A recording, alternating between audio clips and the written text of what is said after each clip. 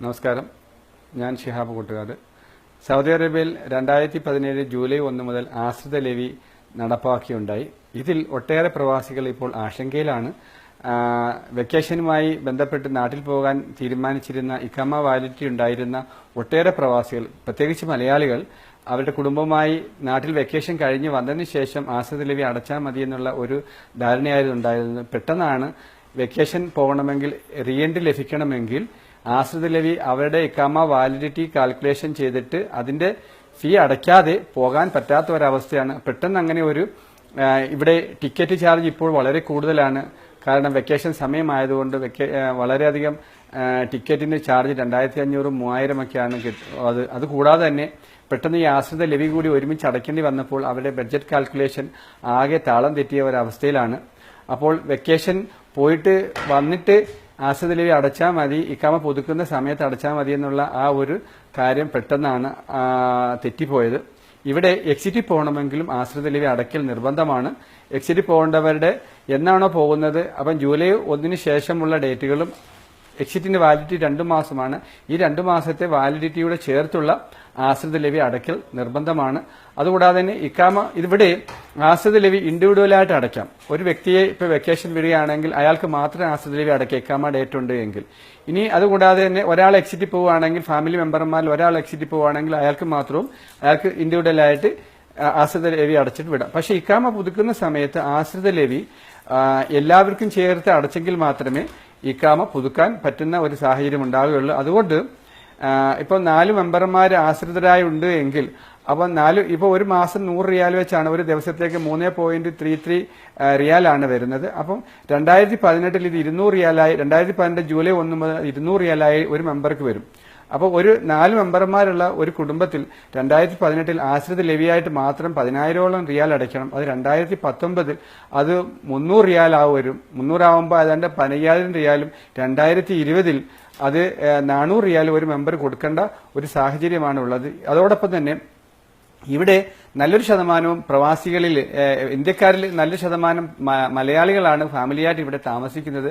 ഇവർക്കൊക്കെയും പെട്ടെന്ന് ഇങ്ങനെ ഒരു ലെവി വരുന്നത് സ്കൂളുകളിലൊക്കെയും ഇപ്പോൾ പെട്ടെന്ന് അവർക്ക് കുട്ടികളെ മാറ്റി നാട്ടിൽ ചേർക്കാൻ പറ്റാത്ത ഒരു സാഹചര്യമുണ്ട്. കാരണം നാട്ടിൽ സ്കൂൾ അഡ്മിഷനൊക്കെ, കോളേജ് അഡ്മിഷനുമൊക്കെ അതിന്റെ സമയം കഴിഞ്ഞതുകൊണ്ട് 2018 ആവുമ്പോൾ നല്ലൊരു വിഭാഗം പ്രവാസികൾ അവരുടെ മക്കളെയൊക്കെ നാട്ടിലേക്ക് മാറ്റാനും സാധ്യതയുണ്ട്. കുടുംബം ഒക്കെ നാട്ടിലാക്കിയിട്ട് ബാച്ചിലറായിട്ട് താമസിക്കേണ്ട ഒരു സാഹചര്യം കൂടി വരുന്നുണ്ട്. അതോടെ തന്നെ ഈ ലെവി കൂടാതെ തന്നെ ഇവിടെ ഇപ്പോൾ 2,400 റിയാലാണ് ലെവിയായിട്ട് ഓരോ എംപ്ലോയിയും അടയ്ക്കേണ്ടത്.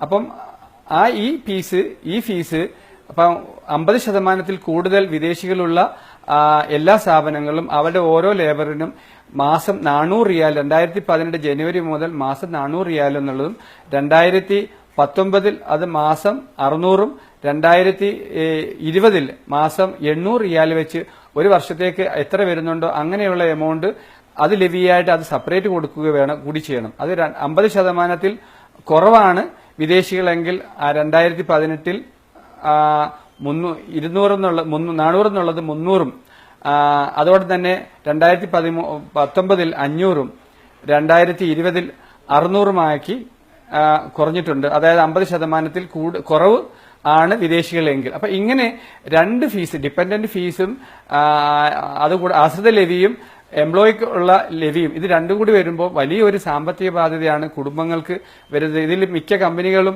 എനിക്ക് തോന്നുന്നു പല കമ്പനികളും ഈ ആശ്രിത ലെവി കമ്പനികൾ വഹിക്കാൻ സാധ്യതയില്ല. ഇതിപ്പോൾ നമ്മൾ ഫാമിലിയെ കൊണ്ടുവരുമ്പോൾ ഫാമിലി സ്റ്റാറ്റസ് കമ്പനി പ്രൊവൈഡ് ചെയ്യുന്നെങ്കിലും ഇവിടെ ഫാമിലിക്കുള്ള ഈ ഡിപ്പെൻഡന്റ് ഫീസ് പല കമ്പനികളും കൊടുക്കാൻ സാധ്യതയില്ല. ഇപ്പൊ ഇവിടെ തന്നെ പല കമ്പനികളും ഇപ്പൊ തന്നെയും ഫാമിലി സ്റ്റാറ്റസ് കട്ട് ചെയ്യുന്നു. കാരണം അവർ ഇങ്ങനെയൊക്കെയുള്ളതായ സാമ്പത്തിക പ്രയാസങ്ങൾ കമ്പനികൾക്കും ഒരു വലിയൊരു ബാധ്യതയായി വരികയാണ്. അപ്പൊ അങ്ങനെ വരുമ്പോൾ പല കമ്പനികളും അവരുടെ കുടുംബങ്ങൾ നാട്ടിലാക്കാൻ വേണ്ടി അവരുടെ തൊഴിലാളികളോട് പറയുമ്പോൾ പല കമ്പനികളിൽ നല്ലൊരു കൊഴിഞ്ഞുപോക്ക് വരും. പക്ഷെ അതുകൂടാതെ തന്നെ ഇവിടെ പെട്രോൾ ഇതര വരുമാനം എന്ന നിലയിലാണ് ഈ ആശ്രിത ഫീയും ഈ ഓരോ തൊഴിലാളികൾക്കുള്ള ലേബർ ഓഫീസിന് ചുമത്തുന്ന ലെവിയും ഡബിൾ ആക്കാൻ വേണ്ടി തീരുമാനിച്ചത്. ഇവിടെ വിഷൻ 2030യുടെ ഭാഗമായിട്ട് ഈ എക്കണോമിയിൽ വലിയൊരു ബൂമിംഗ് പ്രതീക്ഷിക്കുന്നുണ്ട്. വലിയ സ്വദേശികൾക്കും അതോടൊപ്പം തന്നെ സ്വദേശികൾക്കും വിദേശികൾക്കും തൊഴിലവസരങ്ങൾ ഉണ്ട് എങ്കിലും പക്ഷെ ഈ ഫീസുകൾ ഇങ്ങനെ കൊടുക്കേണ്ടത് കൊണ്ട് എല്ലാവരും ഒരു പ്രയാസം, ഈ മാനസികമായ ഒരു സംഘർഷത്തിലുണ്ട്. പക്ഷേ ഇവിടെ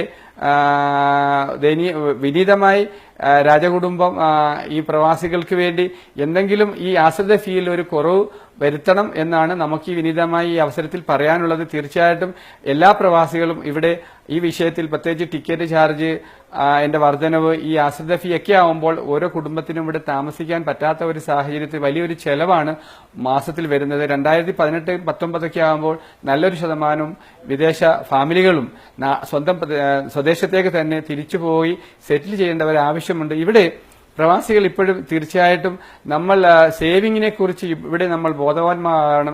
സ്വന്തം നാട്ടിലേക്ക് എപ്പോഴും നിങ്ങൾക്കൊരു തിരിച്ചുപോക്ക് യാഥാർത്ഥ്യമാണ് എന്നുള്ളത് ബോധം നമ്മൾ അത് ഉൾക്കൊണ്ടുകൊണ്ട് തന്നെ നമ്മളെ ഇപ്പോൾ ഇവിടെ അനാവശ്യമായി ചെലവഴിക്കുന്ന സമ്പത്ത് തീർച്ചയായിട്ടും നിങ്ങൾ ഭാവിയിലേക്ക് നിങ്ങൾ സേവിംഗ് ആക്കി വെച്ചുകൊണ്ട് എന്തെങ്കിലും നാട്ടിൽ പോകുമ്പോൾ ഒരു പുനരധിവാസത്തിലേക്ക് നിങ്ങൾ ശ്രദ്ധ കൊണ്ടുപോകണം. അതോടെ തന്നെ നമ്മുടെ ഗവൺമെന്റുകളും ഈ സാഹചര്യങ്ങൾ മാറുന്ന സാഹചര്യങ്ങൾ, ലോകത്തിൽ മാറുന്ന സാഹചര്യത്തിൽ നമ്മുടെ നാട്ടിലും തൊഴിലവസരങ്ങൾ സൃഷ്ടിക്കാനും വരുന്ന പ്രവാസികൾ, നാടിന്റെ വികസനത്തിന് വേണ്ടി ഒട്ടനവധി സംഭാവന നൽകപ്പെട്ട ഈ പ്രവാസികൾ തിരിച്ചു വരുമ്പോൾ അവർക്ക് പുനരധിവാസത്തിനുള്ളതായ പദ്ധതികളൊക്കെ ചെയ്യാനും ബാങ്കുകളുമൊക്കെയും അതിന് മുന്നോട്ട് വരണമെന്നാണ് വിനീതമായ അവസരത്തിൽ പറയാനുള്ളത്. ഇതൊരു ചെറിയൊരു ആശങ്കയുടെ വിഷയമാണ് എങ്കിൽ പോലും പ്രവാസികളൊക്കെയും വളരെയധികം മാനസികമായി ഒരു നല്ലൊരു ആശങ്കയിലാണ് ഇപ്പോഴെന്നാണ് എനിക്ക് പറയാൻ.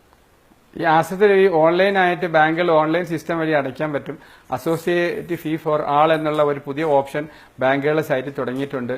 അവിടെ പോയിട്ട് അസോസിയേറ്റ് ഫീ ഫോർ ആൾ എന്നുള്ള ഓപ്ഷൻ ഞെക്കിയാൽ ഓൺലൈനായിട്ട് ഈ ആശ്രിത ഫീ അടയ്ക്കാൻ പറ്റും. അതെല്ലാം വ്യക്തിപരമായിട്ടാണ്, ഇൻഡിവിജ്വൽ ആയിട്ടാണെങ്കിൽ ഒരു കുടുംബത്തിൽ 5 പേരുണ്ട്, ഒരാൾ മാത്രം വെക്കേഷൻ പോകണമെങ്കിൽ അല്ലെങ്കിൽ ഒരാൾ മാത്രം എക്സിറ്റ് പോകുന്നു എങ്കിൽ ആ ഇൻഡിവിജ്വലിന് മാത്രം ആയിട്ട് അടയ്ക്കാം. അതായത് ഇപ്പോൾ അത് ഇക്കാമ ഉള്ള വ്യക്തികൾക്ക്, ഇക്കാമ ഡേറ്റ് ഇല്ലാത്തവർ തീർച്ചയായിട്ടും അവർക്ക് ഇക്കാമ പുതുക്കിയതിനു ശേഷം ആശ്രിത ലിവി കംപ്ലീറ്റ് അടച്ചതിന് ശേഷം മാത്രമേ അവർക്ക് ഈ ഓൺലൈൻ സിസ്റ്റത്തിൽ അവർക്ക് റീ എൻട്രിയോ എക്സിറ്റിലോ പോകാൻ കഴിയുകയുള്ളൂ. ഇതാണ് ഇന്നത്തെ അവസ്ഥ.